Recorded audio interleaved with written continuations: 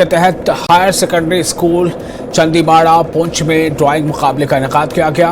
SVEEP मुहिम के तहत वोटर बेदारी प्रोग्राम के तहत हफ्ते को जिले की सरनकोट असम्बली में एक ड्राइंग मुकाबले का इनेकाद किया गया। तकरीब में बड़ी तादाद में स्कूली तलबा ने हिस्सा लिया और रंगों की मदद से जमहूरियत में वोट की अहमियत को उजागर किया। असम्बली इंतखाबात के सिलसिले में अपनी सरगर्मियों को तेज करते हुए स्वीप टीम ने सरनकोट असम्बली हल्के के हायर सेकेंडरी स्कूल चंदीबाड़ा स्वीप की बैनर तले ड्राइंग मुकाबले का इनेकाद किया।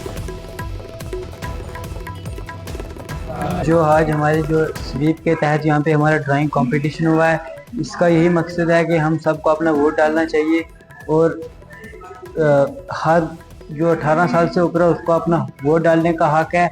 और मेरा भी इस बार वोट लगा है और हम भी अपने वोट डालेंगे, ये हमारा जमहूरियती हक है। स्कूल में एक ड्राइंग कंपटीशन है जो वोट के तहत किया गया है और बाहर हमारे स्कूल में वोट के बारे में कह रहे हैं कि वोट डालना सबका हक है और अपना वोट जाया मत करे।